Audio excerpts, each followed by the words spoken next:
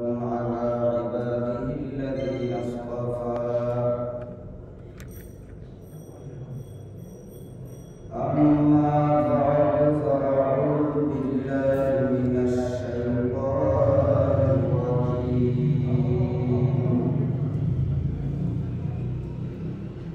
بسم الله الرحمن الرحيم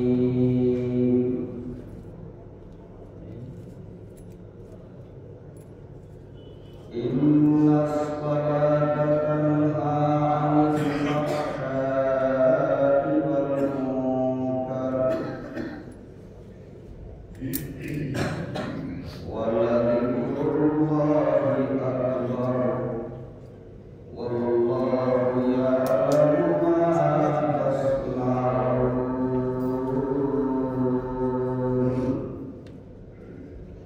وقال النبي صلى الله عليه وسلم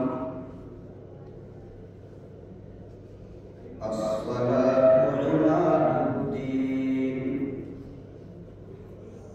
من أقامها فقد أقام الدين ومن هدمها فقد هدم الدين أو كما قال عليه الصلاة والسلام.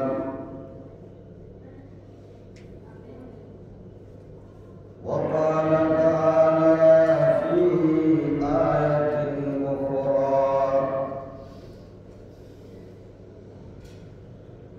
يا أيها الذين آمنوا صلوا عليه وسلموا تسليما. صلى الله على سيدنا ومولانا محمد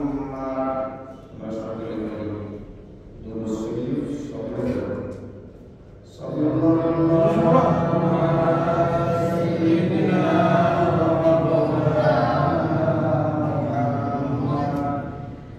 وعلى آله وصحبه وسلم. صلى الله على سيدنا ومولانا محمد وعلى آله وصحبه وسلم. اللهم صل على محمد وعلى آل محمد كما صليت على إبراهيم وعلى آل إبراهيم إنك حميد مجيد. اللهم بارك على محمد وعلى آل محمد كما باركت على إبراهيم وعلى آل إبراهيم إنك حميد مجيد.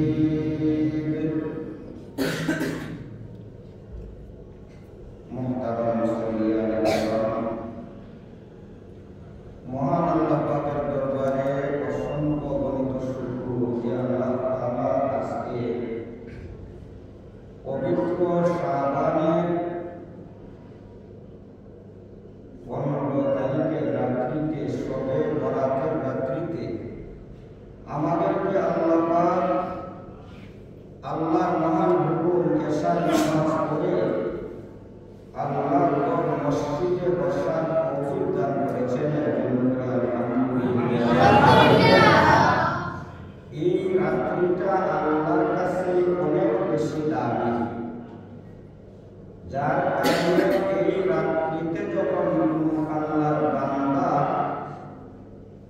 একাগ্র চিত্তে আল্লাহকে ডাকে, মহান আল্লাহ ওই রাত্রির ইজ্জতের কারণে ওই বান্দাকে আল্লাহ তাআলা তওবার তৌফিক দান করেছেন। এবং এমন তওবা তার কাছ থেকে আল্লাহ পাক গ্রহণ করে যেই তওবার কারণে আল্লাহর বান্দার জীবনের সমস্ত গুনাহ মাফ হয়ে যায়। এবং শুধু তাই নয়, শুধু গুনাহ মাফ হয় না, বরং সামনে তার ভবিষ্যৎ জিন্দেগি দুনিয়াতে সে যতদিন থাকবে মহান আল্লাহ ওই বান্দাকে সারা জীবনভর মৃত্যু পর্যন্ত হেদায়েতের রাস্তা ঘুরে বেড়াবে। এই রাত্রি আল্লাহর কাছে অত্যন্ত দামি। রাত্রের দাম আল্লাহর কাছে বেশি, যার কারণে বন্দা যেই দিনকে মানুষ সম্মান করে, যেই দিনে তার কোনো আনন্দ থাকে, ওই দিনে কোনো সাইলকে সে খালি হাতে ফিরাইয়া দেয় না।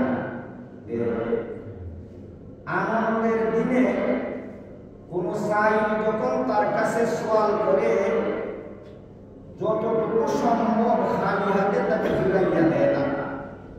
আজকের রাত যেহেতু মহান মালিক আল্লাহর দরবারে যেহেতু সবচেয়ে বেশি দামি গুরুত্বপূর্ণ একটা রাত্রি, এই রাত্রিতে আল্লাহর কোনো বান্দা এবং বান্দি যদি আল্লাহর কাছে চায়, মহান আল্লাহকে তাকে খালি হাতে ফিরাইয়া দিবে?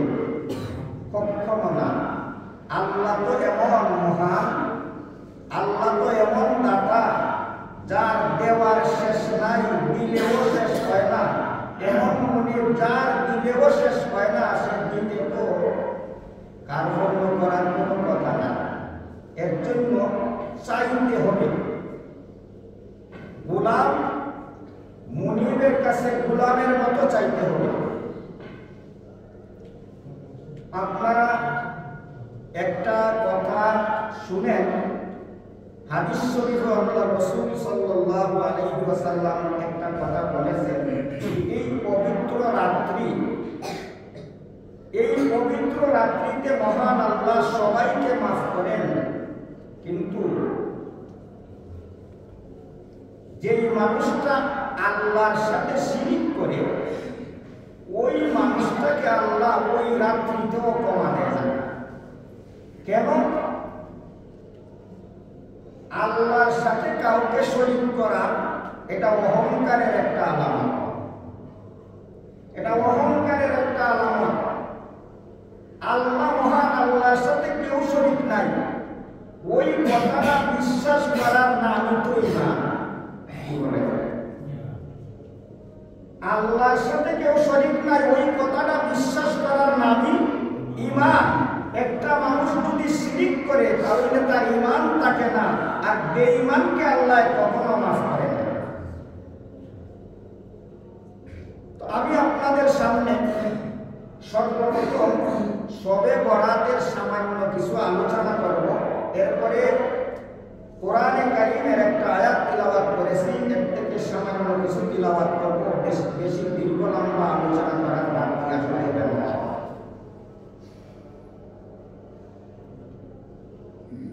শবে বরাত, এই শবে বরাত রাত্রিটা আল্লাহর কাছে সবচেয়ে বেশি দামি, মোতাবারক।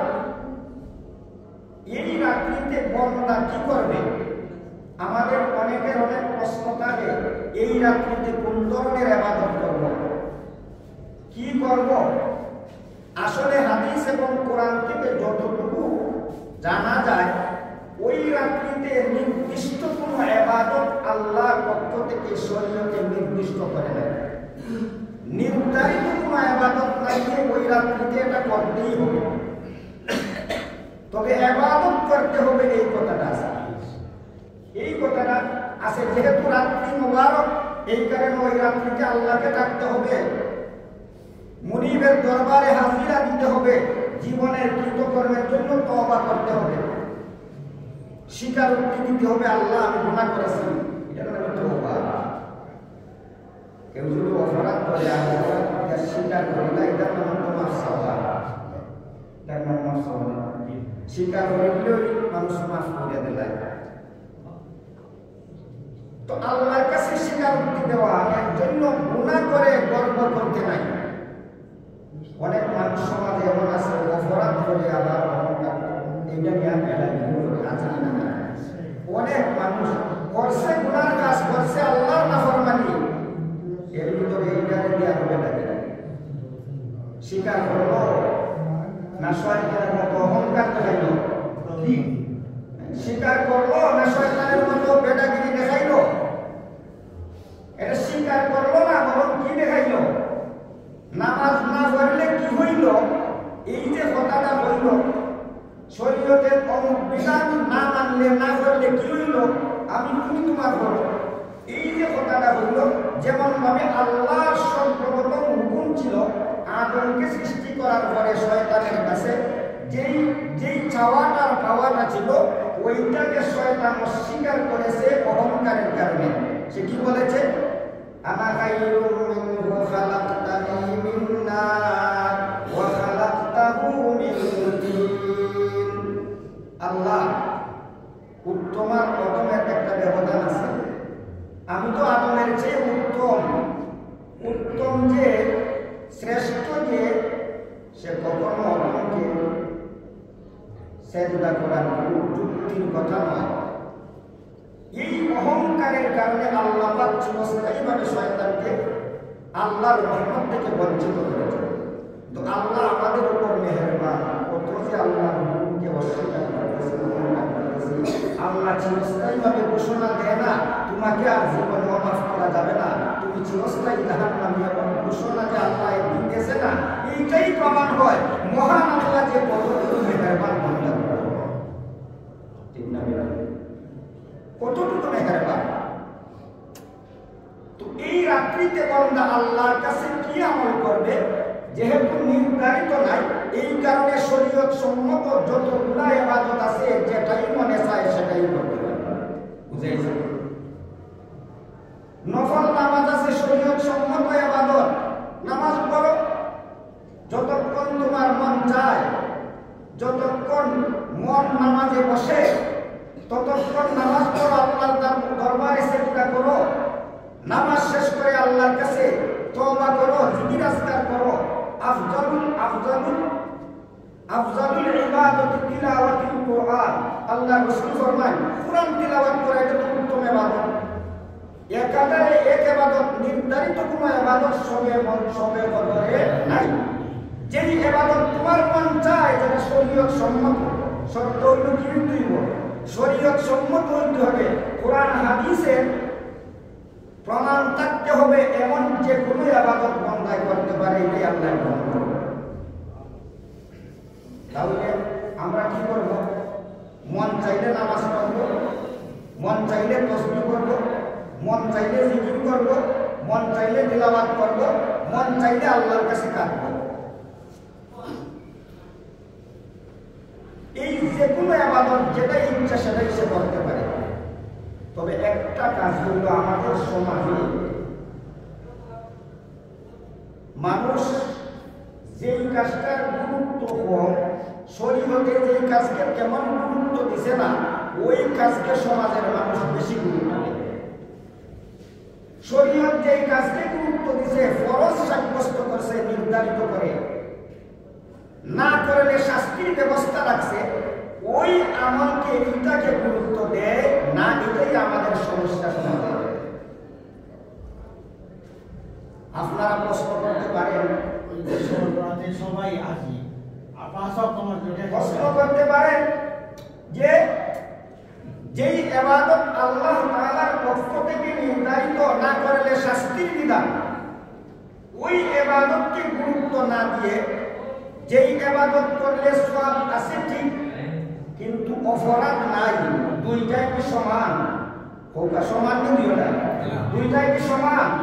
দুইটা সমান নয়, সমান তো নয়। আমাদের কাছে ওইটার গুরুত্ব আরো বেশি।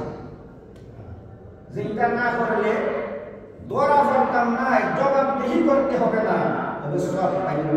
এই কাজটা হইল হক, যেটা করলে সওয়াব হবে, ওই কাজটা যার নির্ধারিত কোনো ডিউটি আছে, ওই ডিউটিওয়ালার কাজ দুটা নয়।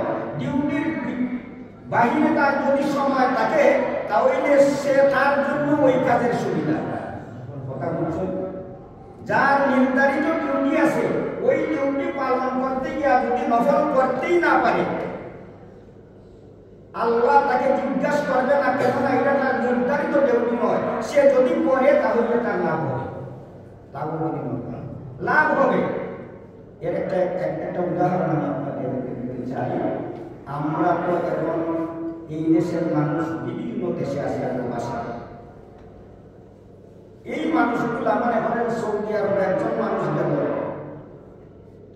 সে সৌদি আরবে যাওয়ার পরে যেই মালিক তাকে নিল, নির্ধারিত একটা দায়িত্ব তার আছে কিনা নাই? আছে। হয়তো 8 ঘন্টা একটা ডিউটি আছে, না হয় 10 ঘন্টা একটা ডিউটি আছে, অথবা 12 ঘন্টা, যতটুকুই হোক নির্ধারিত মালিকের একটা ডিউটি আছে। ওই মালিকের ডিউটি বিনিময়ে সে একটা বেতন নির্ধারিত করছে। মালিকের ডিউটি পালন করবার বেতন পাইবাই, যদি পালন না করো বেতন পাইব, শুধু বেতন পাইব না, এতটুকু তার বিচার কি বল বুঝছেন না? শুধু বেতনই পাইত না, আমি বিচার নিতাম না। জবাবদেহি করতে হবে, আসামির কাঠগড়ায় দাঁড়াইতে হবে, কেন তুমি করলাই না। বুঝা গেল? শুধু বেতন থেকেই তাকে বঞ্চিত করা হবে না, বরং সে একজন আসামি সাব্যস্ত হবে, আসামির কাঠগড়ায় দাঁড়াইতে হবে, প্রয়োজনে তার শাস্তিও হইতে পারে, প্রয়োজনে কি সে তো নিশ্চিত একজন দোষী মানুষ। তাহলে যেই মানুষটা প্রবাসে গেল, তার প্রথম দায়িত্ব কোনটা? প্রথম দায়িত্ব কোনটা? আমার কথা বুঝছেন না? প্রথম দায়িত্ব কোনটা? মালিকের ডিউটি পালন করতে হবে। মালিকের ডিউটি পালন করা, যদি ডিউটি পালন করে আর অতিরিক্ত কোনো কাজ নাও করে, তাহলে বেতন পাইবই না, পাইব না। আসামির কাঠগড়ায় দাঁড়াইতে হবে কি? আসামি না, তবে নির্ধারিত বেতন, বেতনটা নির্ধারিত জায়গা আছে, এই সেবা। মালিক খুশি হইলে কি দিবে কিনা সেটা পরের কথা। তার নির্ধারিত বেতন পাওয়ার সে উপযোগী, যদি না দেয় মালিকে, তাহলে সে মালিকের বিরুদ্ধে মামলা দায়ের করতে পারে। একজন মানুষ 8 ঘন্টা ডিউটি আছে, 8 ঘন্টা ডিউটি পালন করে, তার বেতন পায় 30 টাকা। এই 8 ঘন্টার পরে যার অবশিষ্ট যে সময়গুলো আছে, ওই সময়গুলোতে সে মাঝে মধ্যে কিছু ওভার ডিউটি করে। মাঝে মধ্যে কি করে? এখন ওভার ডিউটি করতে গিয়া সে দেখলো যে একটা মালিকের একটা গাড়ি শুধুমাত্র পরিষ্কার করে দিল, ধুয়ে দিল। ওই মালিক তাকে যাওয়ার সময় তারে এমন পুরস্কার দিল, বন্যা দেখলো যে তার 8 দিনের বেতনের চেয়েও আরো বেশি। এইভাবে সে ওভার ডিউটি করে, সব হিসাব মিলাইয়া দেখলো 8 ঘন্টা ডিউটি করে 1 মাসে যেই পরিমাণ বেতন পায়, 3-4 ঘন্টা ওভার ডিউটি করলে এর চেয়ে বেশি পায়। আমাদের মতো মানুষ বেশি হইলে দিতে হবে, হ্যাঁ, বেশি হইলে আসলে হুঁশ থাকে না। যার দ্বারা বেশির ব্যবস্থা হইল তাকে ভুলে যায়। যখন বেশি এমন অবস্থা, এই অবস্থা দেখার পরে আল্লাহর বান্দা আর মালিকের 8 ঘন্টা ডিউটি করবো কেন? এই 8 ঘন্টা যদি আমি বাইরে ওভার ডিউটির মতো কাজ করি, তাহলে তো 1 মাসে 2 বছরের বেতন আমার হবে। তাহলে এই মালিকের ডিউটি করার আমার কোনো দরকার নাই। এখন মালিকের ডিউটি বাদ দিয়া, দুঃখা দিয়া, মালিকের বিভিন্নভাবে দুঃখা দিয়া সে ওভার ডিউটিতে লাগছে। একদিন যখন করছে, বেতন পাইছে লম্বা না লম্বা। 1-2 দিন করার পরে মালিক যখন টের পাইছে, মালিক দেখে তার ডিউটি রাখা, সে ডিউটি করতেছে ওভার ডিউটি। জিজ্ঞাসা করলো, তুমি ওভার ডিউটি করো কেন? জবাব আছে? এখন বলছে তোমার শাস্তিরও দরকার, বেতনও নাই। শাস্তিও দেওয়া হবে, বেতনও নাই। 1 নম্বর তোমার বেতন থেকে তোমাকে বঞ্চিত করা হইল। 2 নম্বর তুমি যে এই অপরাধ করছো, আমার কাজ নষ্ট করছো, ওই কারণে তোমার টিকিট ক্যান্সেল বাংলাদেশে যাওয়া। ওভারডিউটি করো, ওভারডিউটি করো,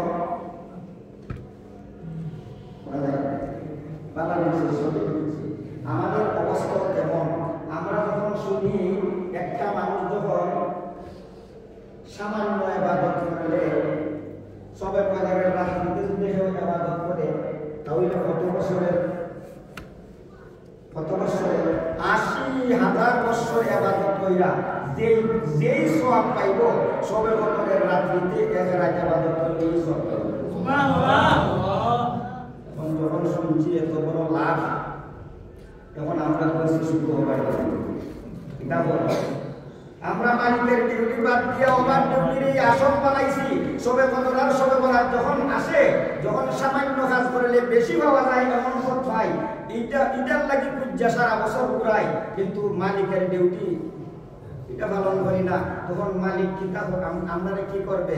আপনাকে পুরস্কার মালিকের দিব না আপনার শাস্তি উপযোগী? বরং শুধু শাস্তি নয়, তুমি যেই কাজ করার জন্য মালিকের ডিউটি লঙ্ঘন করছো, এটা করার কারণে তুমি শুধু এটার থেকে বঞ্চিত নাই, চিরস্থায়ীভাবে তুমি একজন ক্ষতিগ্রস্ত হয়ে গেলে, আর তোমার লাভের কোনো সুযোগ নাই।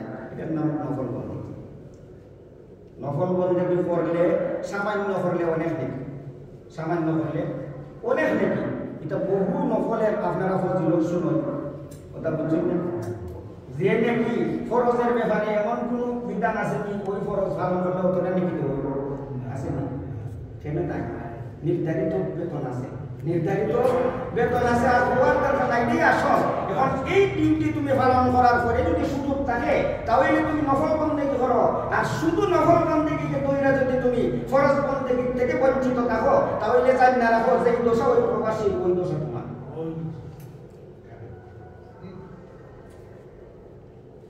আমরা তো এটা ধরছি, এটা বল, এর অর্থ আজকে ইবাদত করতাম না, এটা না। 5 ওয়াক্ত নামাজ পড়া যদি কোনো মানুষ, ফরজ বন্দেগী পালন কইরা যদি কোনো মানুষ সামান্য নফল পালন করে, আল্লাহর কাছে তার চাঁদা অনেক বেশি। কারণ সামান্য কাজে মানুষ বেশি খুশি হয়, কথা বলছেন না? এটা তোমার ডিউটি পালন করলাই, আর অতিরিক্ত যে নফল বন্দেগী করলাই, এটা আল্লাহর সন্তুষ্টির জন্য করলাই। ওভার ডিউটি যখন করে 8 ঘন্টা ডিউটি করে যদি মালিকের আরো 1 ঘন্টা করে, দেখা যায় 1 ঘন্টা করার কারণে মালিক 8 মাসের বেতন দিয়ে লাগছে, সেটা কারণে এখন যদি ওইটা বাধ্য হলে কোনো হয় হ্যাঁ। আসল যদি থাকে না, তাহলে বোনাস পাওয়া যায় বলি। বোনাস বাজার আপনি গেলা, আপনি বাজারে গেলা, তখন মাছ বেচে, মাছ বেচা শুরু করতে কেউ যদি 1 বাগা নেয়, তাহলে 1 টাকা নিলে বেঁচে দেব। 1 বাগা নিলে কতটা দিব? আরো 1 টাকা ফ্রি। মানুষ তো বড় চালাক, এটা হয় কোনাকুনি বেচতে যাওয়ার দরকার। সারা জিন্দগি নামাজ হইরা বেচতে যাওয়ার মানুষ নাই, বরং কোনাকুনি যাইতো সামান্য হইরে নিবা বেচতে যাওয়া যায়, এই ব্যবস্থা আমাদের। অথচ দুনিয়ার ডিউটি আমরা একটু বুঝদার হওয়ার পরে যে ডিউটি শুরু করি, আর এখন চিন্তা করি বাদ দিলাম, কেন এটা বুঝি না। এখানে সামান্য হইলেই সব পাই দিতাম, বেহেস পাই দিতাম। আর এইখানে আমার সারা জিন্দগি মেহনত কইরা যত কিছু হয়, এরপরেও আমার ডিউটি আর শেষ হয় না শেষ হয়। বাড়িতে আছে টিনের ঘর হইল, বিল্ডিং শেষ হয়েছে, আমার ডিউটি শেষ নেই, আমার চাওয়া শেষ নেই। নাই, বিল্ডিং হয়েছে, আমার বাড়ির বিল্ডিং হয়েছে, চাওয়া শেষ নেই। এই যে অথচ তার কাজ না করলেও চলবো, কিন্তু ডিউটি ছাড়ে না, চাকরি লস হইব। আমরা যে এই অনন্তকাল, আমাদের আসল জীবন দুনিয়া না আখেরাত। জবাব দেওয়া দুনিয়া না আখেরাত। আমরা সবাই আসলে কেউই স্থায়ী ঠিকানার বাসিন্দা না, সব প্রবাসী। আমরা বুঝতেছি যারা বাংলাদেশ ছাইরা অন্য দেশে গেছে তারা প্রবাসী, এটা বল তারা, আমরা বড় বেশি, সব প্রবাসী, সবাই প্রবাসী, কেউ স্থায়ী বাসিন্দা নয়। দেশে থাকো আর বিদেশ থাকো, যেমন ভাবে বিদেশিরা অস্থায়ী ভাবে সেইখানে প্রবাসী, আপনিও প্রবাসী, আপনিও তো প্রবাসী হইয়া, প্রবাসী যদি প্রবাসে গিয়া তার বাড়ির কথা ভুলে যায়, আসল বাড়ির কথা ভুলে যায়, আর মন যাচায় তাই করে 2 বছর পরে যখন তার ডেট শেষ হয়ে যায়, তখন হুসপিট যায়, এটার কাজে করি না ওই 2 বছরের ভিতরে কাজ করতে হবে যে আমি যে 2 বছর মাত্র আমার 2 বছরের সময় ওই 2 বছর যদি আমি আমার পরিশ্রম হইরা যেই টাকা খরচ হইরা আইছি ওই টাকা এবং অতিরিক্ত কিছু টাকা যদি জমা না করি তাহলে আমার আওয়া এটা ব্যথা বা ওরা যেই আসিল মাথা দিটা আর কোনো হলো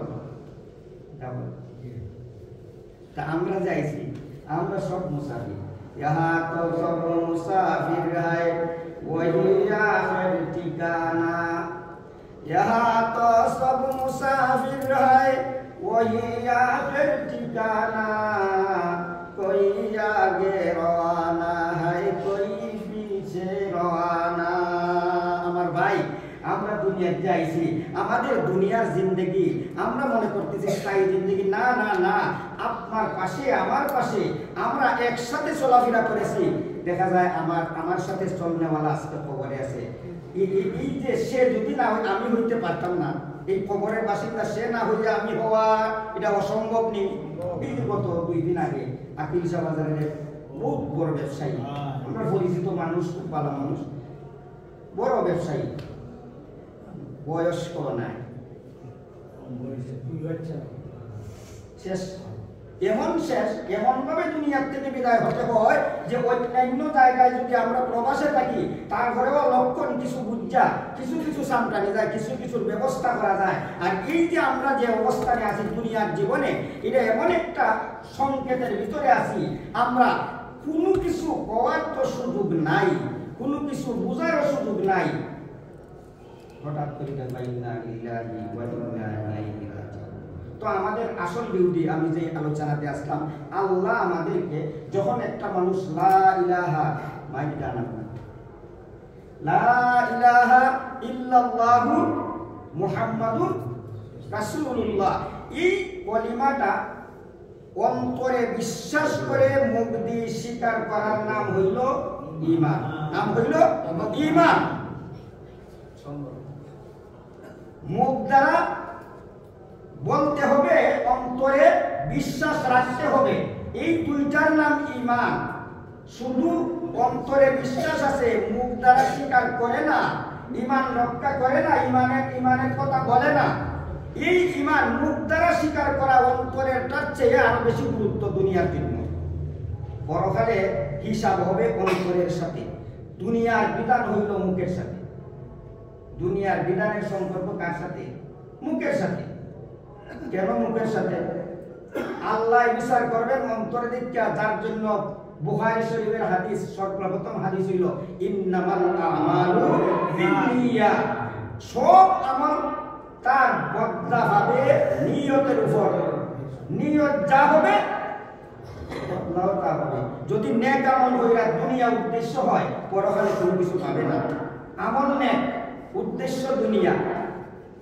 আল্লাহর কাছে কিছুই পাবে না কথা বলছেন আমল নেক নামাজ ধরেন এর চেয়ে বড় আমল আছে একটা মানুষ 2 রাকাত নামাজ পড়লো নামাজ এখানে দাঁড়াইলো উদ্দেশ্য হইল মানুষ দেখবে আমি নামাজি আল্লাহর কাছে নামাজে কোনো প্রতিদান নেই আর আরেকটা মানুষ দাঁড়াইছে নামাজে 2 রাকাত নামাজে কিয়ামতের ময়দানে মিজানের পাল্লা ভর্তি করে আল্লাহ সওয়াব তার নামাজ 2 রাকাত তো আল্লাহ বিচার করবেন অন্তর দেখি আর দুনিয়ার জীবনের সমস্ত বিধান কার সাথে সম্পর্ক মুখের সাথে সম্পর্ক মুখের সাথে একটা মানুষ যদি লা ইলাহা ইল্লাল্লাহ মুহাম্মাদুর রাসূলুল্লাহ মুখ দ্বারা উচ্চারণ না করে দুনিয়ার মানুষ বুঝতে পারবে না সে মুসলমান না কাফির না অন্তরের খবর মানুষ জানে অন্তরের খবর কেউ জানে না যার কারণে তাকে মুসলমান বলতে হইলে সে বলতে হবে লা ইলাহা ইল্লাল্লাহ তখন দুনিয়ার মানুষ বলবে সে কি মুসলমান এখন বিরা কি দেখায় আমার আমি মুসলমান হইলাম অন্তর আল্লাহ আছে দুনিয়ার বিধান মতো তুমি মুসলমান নয় আল্লাহ কি বলতে আল্লাহ দুনিয়ার বিধান মতো তুমি মুসলমান নয় বুঝা গেল ঈমানটা অন্তর এবং অন্তরে কি আছে মুখ দ্বারা প্রকাশ করতে হবে অন্তরে কি আছে মুখ দ্বারা যদি প্রকাশ না করো বুঝা গেল অন্তরেরটাই আর মুখেরটাই মিল নাই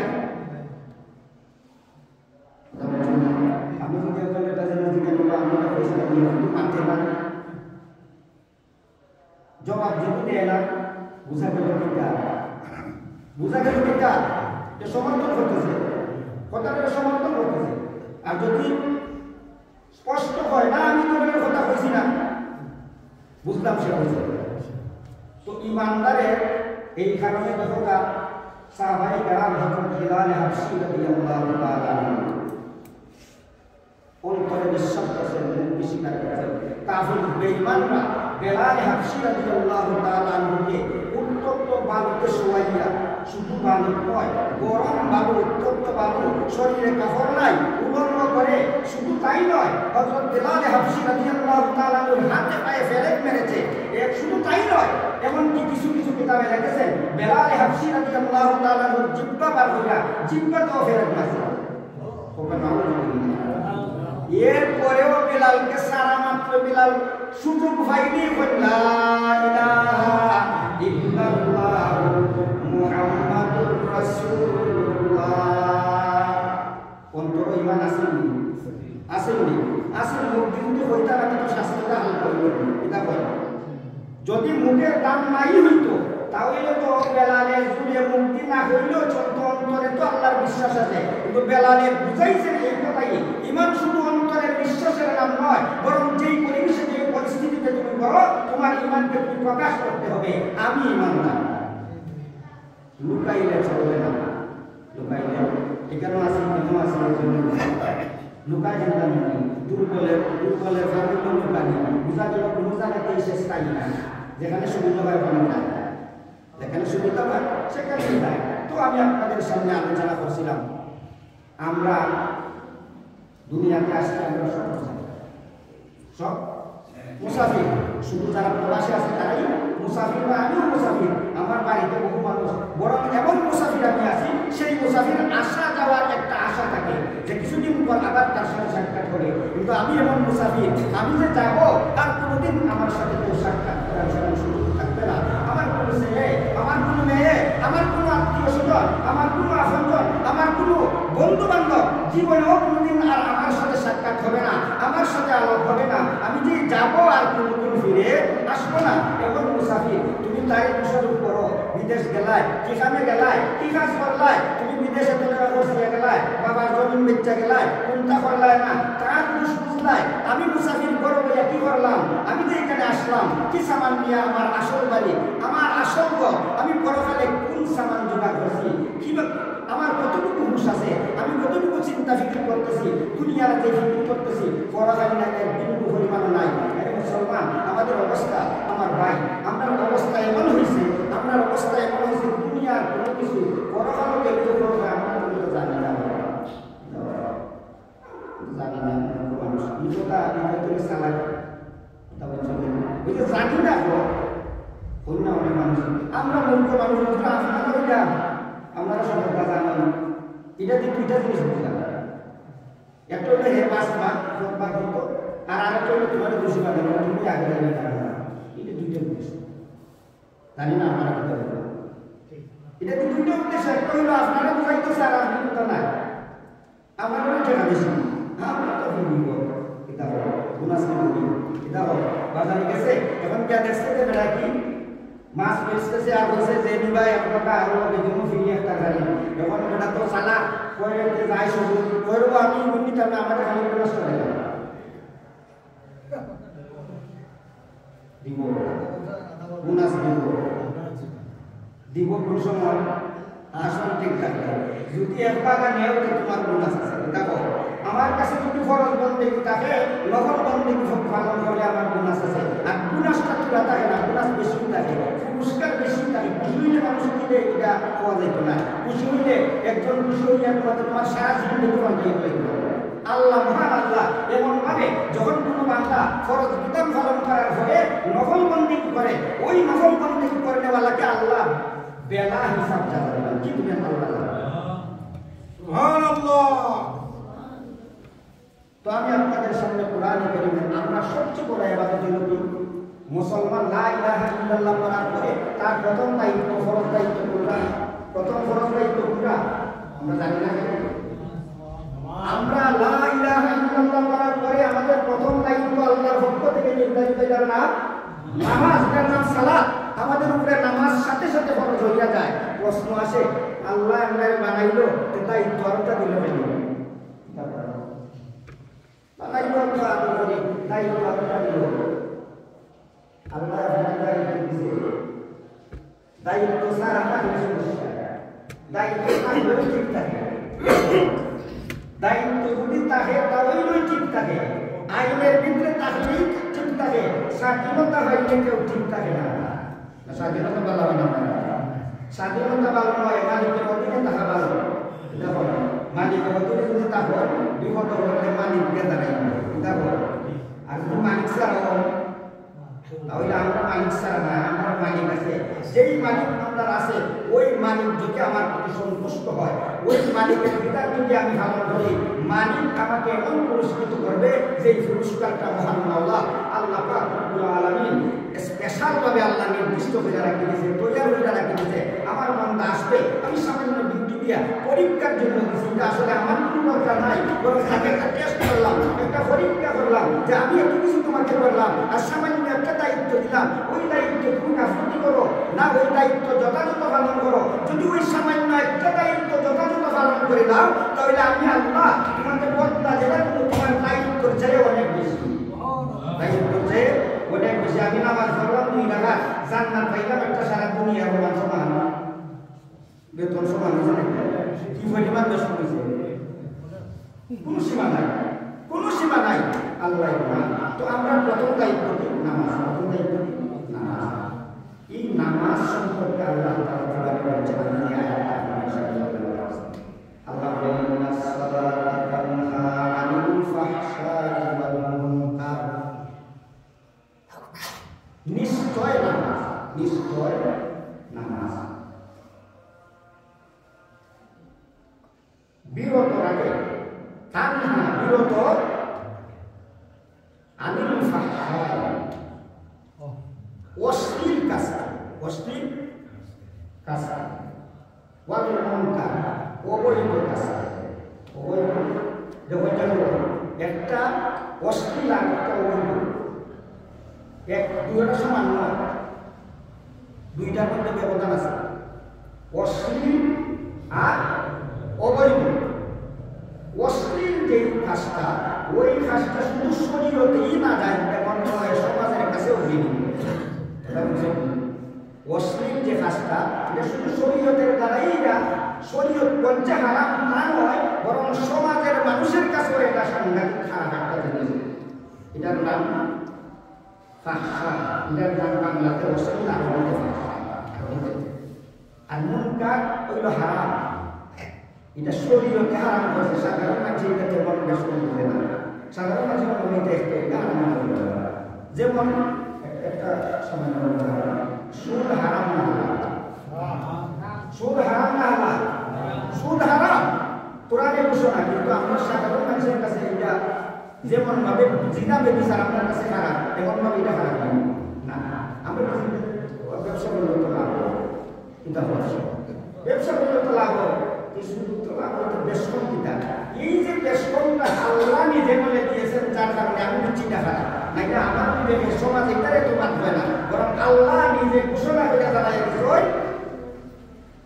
ব্যবসা হালাল সুদ হারাম, ব্যবসা হালাল সুদ হারাম। এই যে আল্লাহ পছন্দ করে শরীয়তে বলছে, শরীয়তে বুঝাই দিয়েছে এটা ঠিক না, কেন আপনি হারাম না বোঝা গেল। হারামটা কেউ বাঁচা যায় এর মাধ্যমে, নামাজের মাধ্যমে। আল্লাহ বলছেন, কে বলছেন? আল্লাহ। হারাম কাজটা কেউ বাঁচা যায় এর মাধ্যমে, নামাজের মাধ্যমে। কথাটা বলছেন কে? কে বলছেন? আল্লাহ নিজে তার কারণে বলছেন। একটা মানুষ যদি নামাজ পড়ে, ওই নামাজকে আল্লাহ বলেন নামাজটাকে অশ্লীল কাজ এবং হারাম কাজ থেকে বিরত রাখা।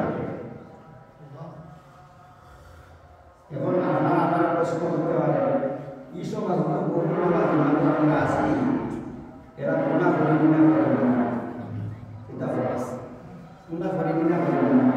এখন আমাদের দেখতে পাই মসজিদও গেলে তো দেখে আগের সহ, শুক্রবারও দেখি নামাজ আগের সহ, মসজিদ থেকে বাড়িয়ে আসতে প্রকাশ কাছে এটা মেলার মাঠও আছে, খেলার মাঠও আছে, মসজিদও আছে। সব জায়গাতে আমাদের সেই লোকায় এত এত কঠিন জিনিস বুঝা যেটা বড় কঠিন তারপরে যত সামান্য আরো সামান্য সময় তারা তো আল্লাহ তাআলা এটা ফিরায় নামাজে কিটা করে ফিরায় আল্লাহর কথাটা সত্য এর মাঝে কোনো সন্দেহ আছে আমাদের তাহলে ফিরায় না যাদেরকে বোঝা গেল তাদের মাঝে সমস্যা আছে কথা বুঝছো ফিরানির সমস্যা নাই কেন সমস্যা যে হাসটা কিছু খাত যথাযথ হইতেছে না কথা বুঝছো যেই দায়িত্বটা কিছু যে সালা যেমন ভাবে পালন করার কথা ছিল এমন ভাবে পালন না করার কারণে ওষুধ যেটা যে হইছে ওষুধ যদি ঠিক মতো ব্যবহার না করা হয় ওই ওষুধ বুঝাইতে আমরা সারা জীবন যদি একটা মাঝে ওষুধ খাইতে থাকে বেরোন যাইব আর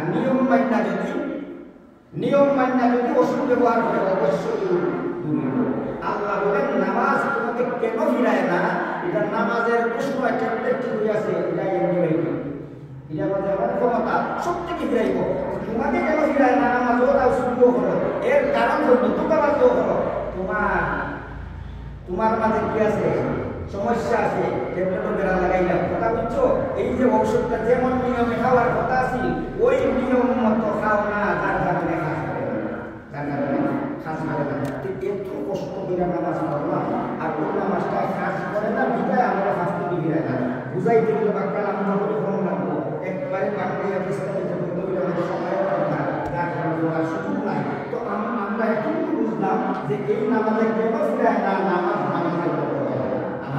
নামাজের মতো হয় না যে নিয়ম আল্লাহ তাআলা দিয়া দিয়েছেন নামাজের ওই নিয়ম মতে নামাজ পড়বো অবশ্যই সেই নামাজে তাকে শাস্তি দিয়ে রাখবো কখনো নামাজি পাপ করতে পারে না কোনো নামাজি পাপ করতে পারে না শরীয়তে সাল্লাল্লাহু আলাইহি ওয়াসাল্লাম একজন মুসলিম নতুন মুসলমান হয়েছে সাহাবায়ে কেরাম দেখলা এই নতুন মুসলমান হয়েছে মসজিদে আযান করলে দৌড়িয়ে হাসিল নামাজ পড়েন রাসূলের সাথে মসজিদে নববীতে নামাজ আদায় করেন আর যখনই মসজিদ থেকে বাইরে যায় যত ধরনের অপরাধ আছে যত ধরনের পাপ আছে সব সাহাবায়ে কেরামের নজর আসছে এই সাহাবী নামাজও পড়েন কতই পড়েন আল্লাহ রাসূলের কাছে গিয়া মামলা দায়ের করলা সাহাবায়ে কেরাম বলে ইয়া রাসূলুল্লাহ ইয়া হাবিবাল্লাহ আপনার সাহাবী নতুন মুসলমান হয়েছে মসজিদে যখন আযান হয় মসজিদে গিয়ে নামাজ পড়েন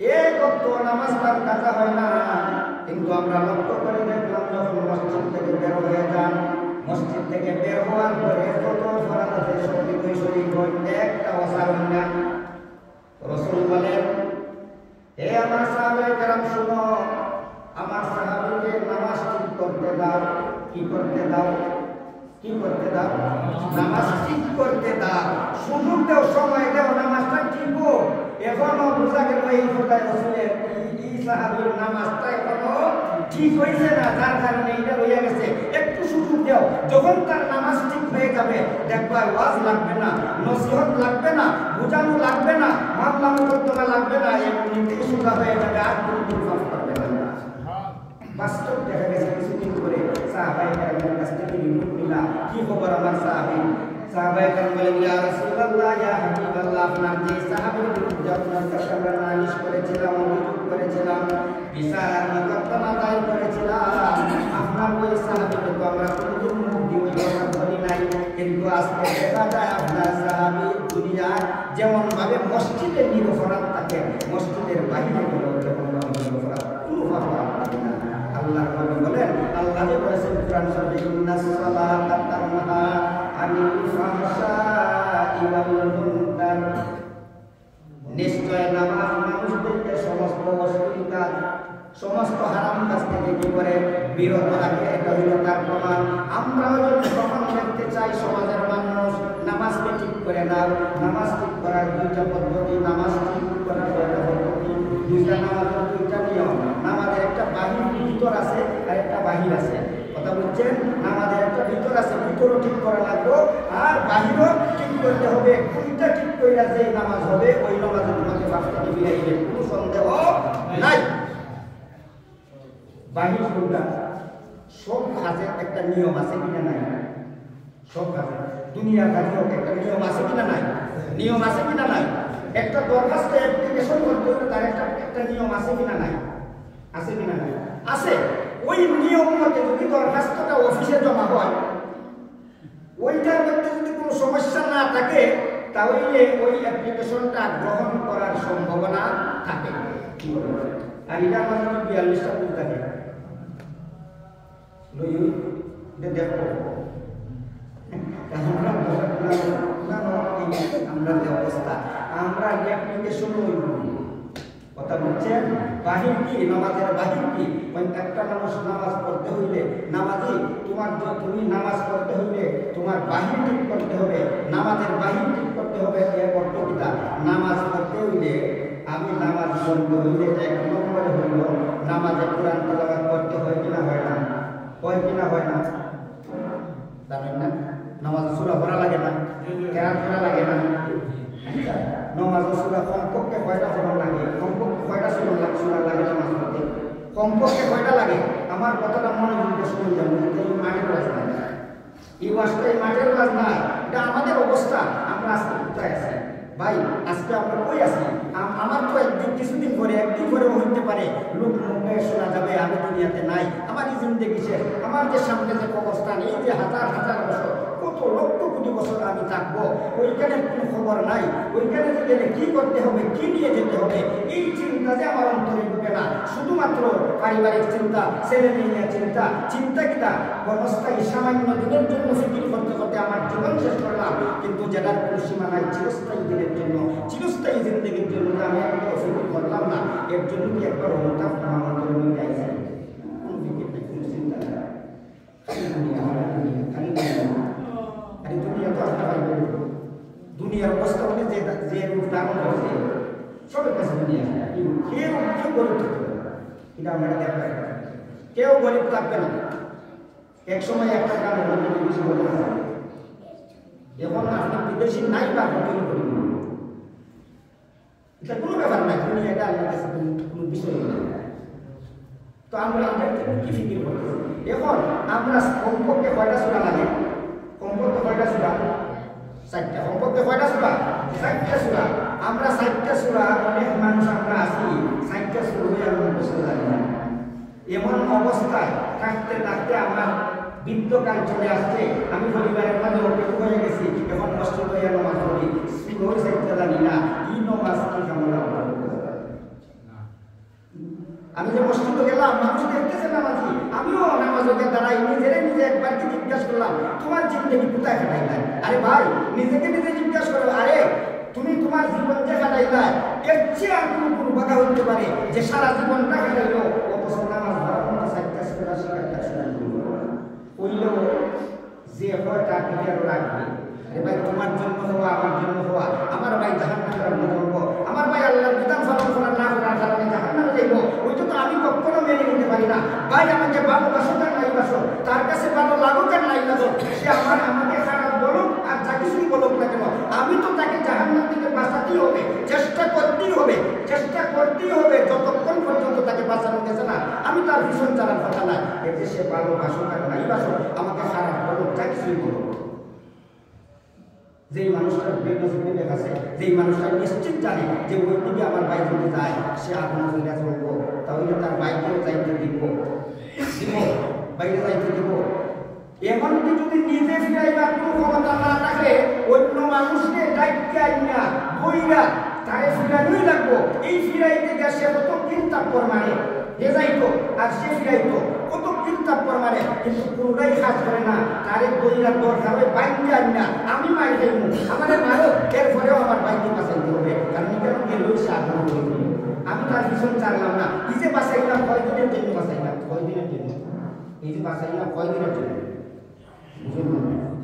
কয়দিনের জন্য, আমি কত কয়দিনের জন্য, আমরা ওইখানে যারা আছে তার কাছে কয়দিনের জন্য, 3-4 তো হইতে পারে, কয়দিনের মতো করবো এ বাঁচাই দিচ্ছে, কয়দিনের লাগে বাচ্চাটাও আমার জানা দিন নাই, বরং আমি কয় ঘন্টার লাগে তাকে বাঁচাইলাম, কয়দিনের লাগে বাঁচাইলাম, কয় সপ্তাহ লাগে বাঁচাইলাম, কয় সেকেন্ডের লাগে হইতে পারে, আমি তাকে ফিরাই আনছি 5 মিনিট করে তার ইন্তেকাল দিয়েছি, ফিরাইলাম কত সময় লাগে আপনার কাছে। এই সামান্য সময় সে যাতে আগুন হয়ে না জ্বলে, ওই একটু সময়ের দাম আমার কাছে এত বেশি হইল, আমি ভাই মাই যাইতে যাইতে রাজি হইলাম, ভাই আমার গালি দিল, এটা সহ্য করলাম, ধৈর্য ধরে নিলাম, আর আমার ভাই চিরস্থায়ী জাহান্নামে জ্বলব, কতদিন জ্বলব, ওই জাহান্নাম থেকে আমি বাঁচানোর জন্য তার লাঠি আর বসি, তার নাই আর সে যত তুষারোপ করো, এরপরেও তাকে আমি কখনো ছাড়ব না, তাকে বাঁচাতেই হবে, কারণ এখানে যদি সাইরা নেই ওই জায়গার থেকে ফিরে যাই না, এরপরেও তো বাঁচাইতে পারলাম না, সেই জায়গাতে যদি বাঁচাই চিরস্থায়ী বাইসান করবো, আর যদি আমি তার তুষারোপের কারণে তার ভীষণ চাইরা নেই, তাহলে তার উপরে জুলুম করলাম, দয়া করলাম না, জুলুম করলাম, কারণ চিরস্থায়ী জাহান্নামে আমার ভাই জ্বলব, সেও একদিন আমাকে তুষারোপ করবো কিয়ামতের মাঠে, কইব আল্লাহর কাছে, আল্লাহ আল্লাহ আমার বাইরে তো সত্য না, ভাই যেটা হইতে শুনতাম, চাচা যেটা হইতে শুনতাম, আব্বাই যেটা হইতে শুনতাম, কিন্তু আমার তো এই ধরনের এখান থেকে বাঁচাইবার জন্য একদিন আমার আব্বাই আমার ভাইয়ে শাসন করলা না, আমার চাচাই আমার শাসন করলা না, একদিন তো করলা না, তাহলে আমি তো তাদের কারণে জাহান্নামে যদি করতেন, তাহলে দুনিয়ার মানবরা সব বুঝলাম, এখানে কেন বুঝতাম না, আমি অবশ্যই বুঝলাম না, এর জন্য রব্বানা ইন্নাল্লাযীনা আদাল্লানা মিনাল জিন্নি ওয়াল ইনসি নাজালহুমা তাহতা আকদামিনা লিয়াকুনা মিনাল আসফালিন।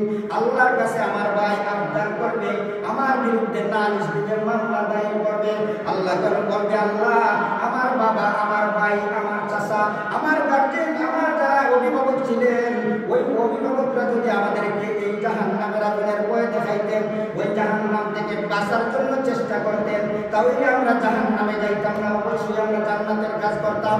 যেহেতু তাদের কথা দুনিয়ার ব্যাপারে সব কথা মেনেছি, ওই ব্যাপারেও তাদের কথা মানতাম, যেহেতু তারা আমাদেরকে বুঝায় নাই, ওই কারণে আজকে আমরা জাহান্নামে যাইতে হয়।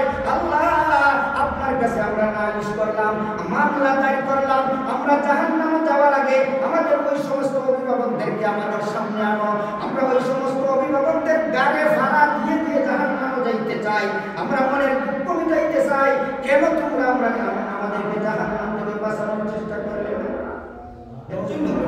এর জন্য ভাই জাহান্নাম থেকে বাঁচানোর জন্য চেষ্টা করতে হবে। দুনিয়া কেউ থাকতে পারবে না, আমি কেন এখনো বসাই না, আমার সামনে আমার ভাই মারা যায়, আমি মনে করি সে মজা আমি না, তখন না, একদিন আমিও থাকবো না। এখন আমরা যারা এখানে বসে আছি, আজকে থেকে 50-60 বছর হয়ে গেল, কেউ নাই, তাহলে আমি তো থাকতাম না, যে জায়গাতে থাকা যায় না ওই জায়গায় এত মূল্যায়ন কেন, ওই জায়গার জন্য যেখানে যাইতেই হবে সেই জায়গার কোনো খবর নাই, আমি কেমন মানুষ হইলাম, কেমন মানুষ হইলাম। আল্লাহ তাআলা অনেক সময় আশ্বাস হইলাম, যে তারা এখানে বয়া হইলাম, আল্লাহ যে কোনো লাহান্নে বান্দা জাহান্নাম থেকে বাঁচার একটা ফতোয়া করিলাই। আজকের যে রাত্রিটা, এই রাত্রিটাতে আপনাদের জন্য আমি বারবার বলতেছি, দুনিয়াতে ভাই টাকা থাকতো না, দুনিয়া টাকা কোনো জায়গা নাই, আমরা ওই সমস্ত রাত্রিতে আল্লাহর কাছে সেজদা দেই, আল্লাহর কাছে বলি আল্লাহ যা জীবনে পিছনে যত গুনাহ করেছি, আল্লাহ ওই গুনার জন্য আপনার কাছে ক্ষমা চাই, আপনি আমাদেরকে মাফ করে দাও, আর আমার সামনের জিন্দেগিটা যেন জান্নাতের কাজ হইলা হইলা আমি দুনিয়া থেকে বিদায় হতে পারি, যে তো হবেই, আমার তো টাকার কোনো সুযোগ নাই, এর জন্য আমি জান্নাতের কাজ হইতে যাইতে পারি। আল্লাহর কাছে তওবা করো, ওই তওবা করলে মহান আল্লাহ পাক রব্বুল আলামিন বলেন যে মানুষটা তওবা করলো, আল্লাহর রাসূল হাদিস শরীফে ফরমান সে যেন কোনো গুনাহই করবে না। তওবা যদি তওবার মতো হয়ে যায়, সে বেগুনাহ মাসুম একটা শিশুর মতো হয়ে যায়। আল্লাহ তাআলা আমাদের বুঝার তৌফিক দেন। আমরা যেন আজকে রাত্রিতে আর একটা বিশেষ কথা বলতে পারি, এই নফল কথা হওয়ার সময় আমার খেয়াল আছে, কথাটা শুনে দিয়েছে, আমরা নফল করতে ফরজ বন্ধন করি। আজকে আমরা অনেক মানুষ আছে নফল বন্ধ করবো, রাত অনেক নামাজ পড়বো, কিন্তু ফজরের নামাজ ঘুমাইব, ফজরের নামাজও ঘুমাইব, সারা রাত্রে বাইশ দেখান করছো, ফলে সকালবেলা তোমার আর খালি কোনো কিছু নাই, বরং আপনি সারা রাত্রিতে কোনো কিছু অতিরিক্ত করতে পারেন আর না পারেন, আমরা অল্পকে ফজরের নামাজ পড়বই, ইনশাআল্লাহ ফজরের নামাজ আমরা পড়বই, যদিও অতিরিক্ত কোনো কিছু করতে না পারি, ঘুমাইতে কি দেখা যায়, এরপরে কোনো অসুবিধা নাই, কিন্তু ফজরের নামাজটা আমরা পড়বো, আমরা পারবো তো ইনশাআল্লাহ। দেখি প্রার্থনা দিই আল্লাহর বন্ধু ইনশাআল্লাহ। আলহামদুলিল্লাহ, কত রাত জানবেন সারা রাত চিন্তা পাই আল্লাহ তাআলা আমরা তৌফিক দেন যে